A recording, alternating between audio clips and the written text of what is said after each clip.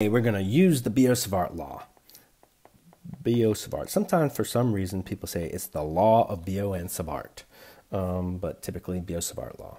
I'm going to do the standard long straight wire. So long straight wires, right? So we're just talking about a single length of straight wire. We're not going to worry about getting close to the ends. Seen this kind of thing before. So we'll just pretend it's infinitely long. That's all we have to do. Pretend it's infinitely long. Because we're not going to get close to the ends. And we want to know what the field is at a distance r perpendicularly away, capital R perpendicularly away at point P from the wire. So we're going to apply the law of Biot and Savart. Do any of these integral kind of equations, remember, is what we need to do is we need to take an arbitrary little piece dl. An arbitrary little piece dl, we're going to call that dl.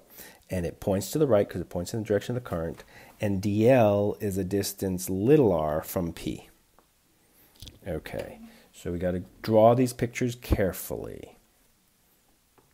Then we can figure out that the magnetic field, due to that little piece of dl, the magnitude of the magnetic field is mu 0 over 4 pi. I is the current, dl crossed with r, sine theta. Wait, let's figure out the theta. So L is pointing to the right and R is pointing down and to the right. So the angle that between DL and R hat is there.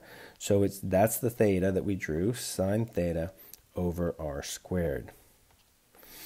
Remember, what was given is capital R. So we can relate little r and theta to capital R in order to reduce our number of variables. I think that comes later. Notice that if I were to take we're going to add up for all the dl's. And so let's just make sure we understand what varies and what stays constant.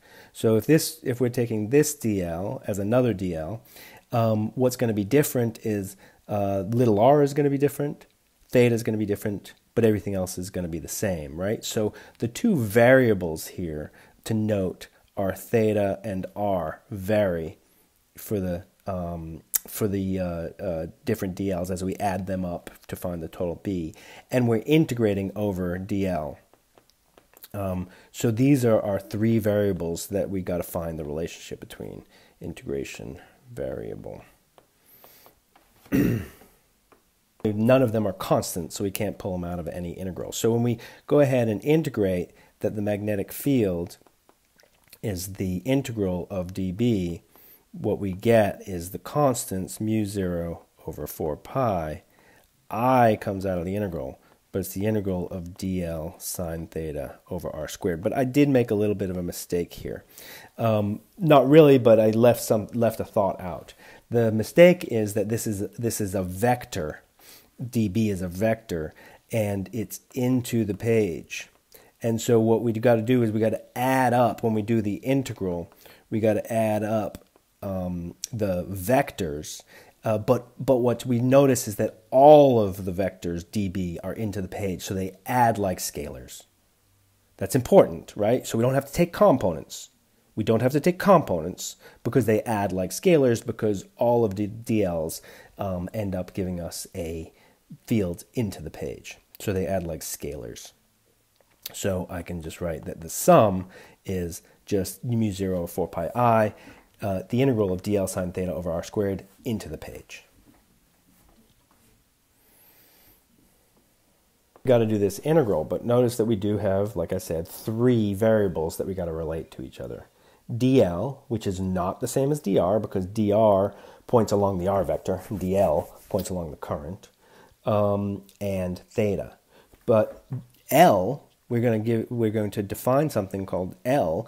L is the distance from the DL, the little piece of DL, to this perpendicular, the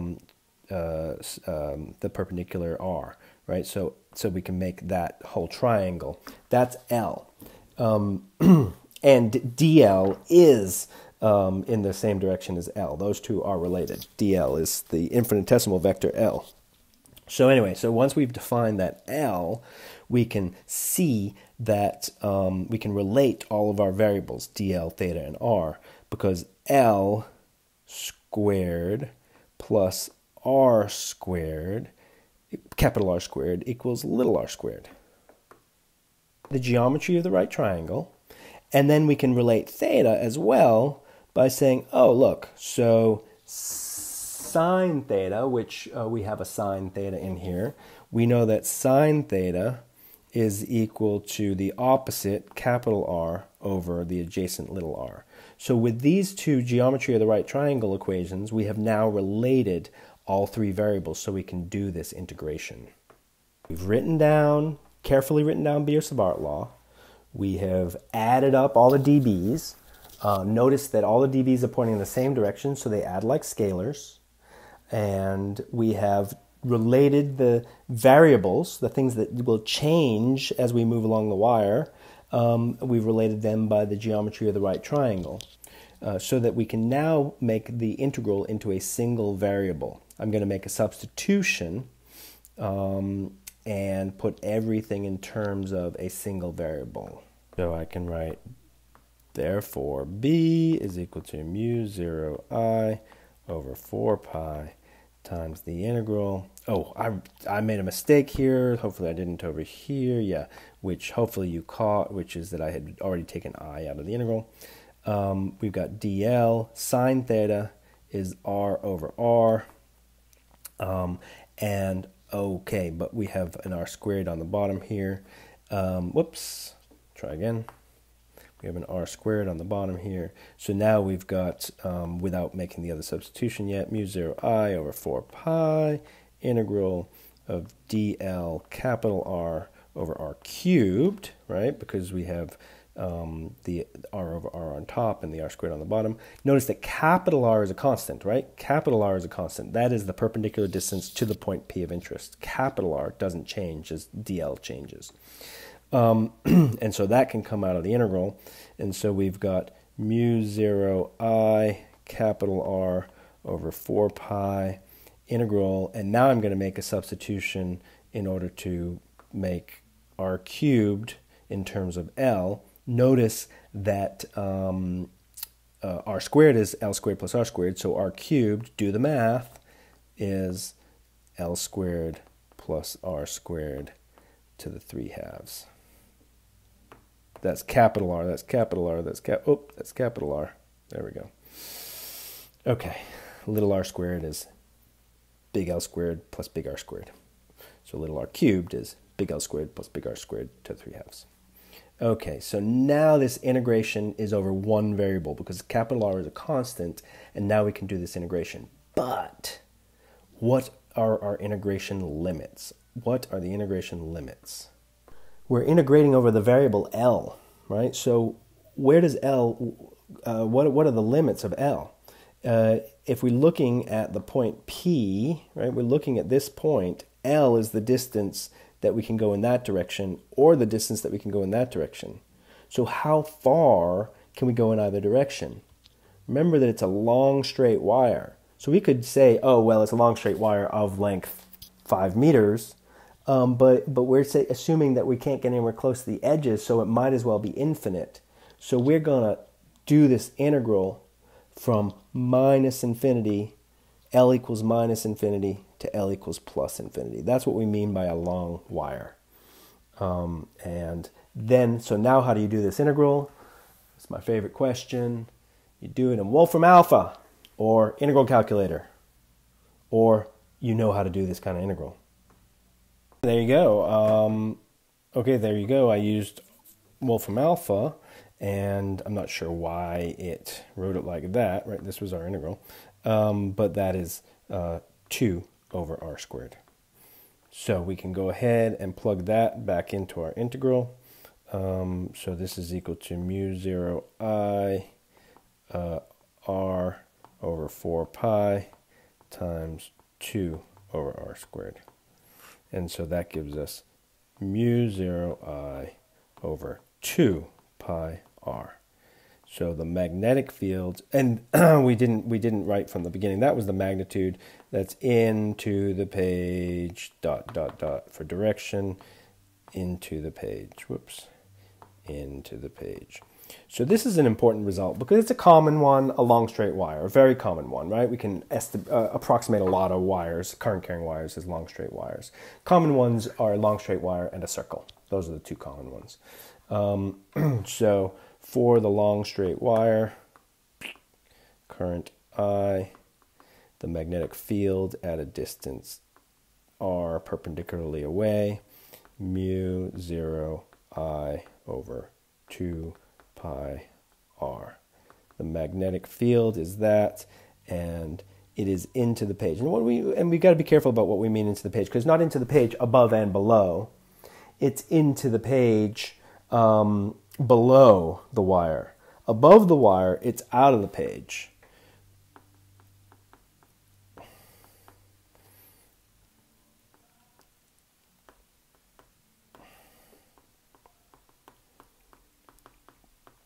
And what I mean by that is go back and look at the way we defined our directions, and have P being above, and you will see that. Hold on a second. Above, put P above the wire, and you will see that DL cross R is out of the page above the wire. So what this actually tells us is, think about this at any point in 3 dimensions around the wire, is that the magnetic field of a wire circulates around the wire. So the magnetic field, I'm going to draw the magnetic field in red. The magnetic field circulates around the wire. It goes into the page above, out of the page below. So that's the magnetic field. So the magnetic field around a wire circulates around the wire. Yeah, I guess that's all I'll say about that for now. Well, maybe I'll say a tiny bit more. So there I've drawn the magnetic field around that wire. It's a little hard to see what I mean. But first of all, let me just point out that the magnetic field falls off from a long straight wire as 1 over r, right? As r gets bigger, the magnetic field gets smaller, proportional to 1 over r. Not 1 over r squared, like an electric field for a point charge.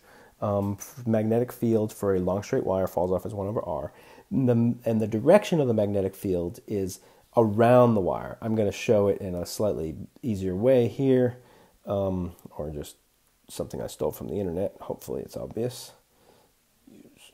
Oh no, what happened? Oh, crap. I don't know if this is any better, but this shows the magnetic field in a plane around the wire, and it's everywhere around the wire like that. Not only does the magnetic field go around the wire like that and fall off of 1 over r as r gets bigger, but you can also figure out the direction of the magnetic field by the other right-hand rule, which says point your thumb in the direction of I and your fingers go in the direction of B.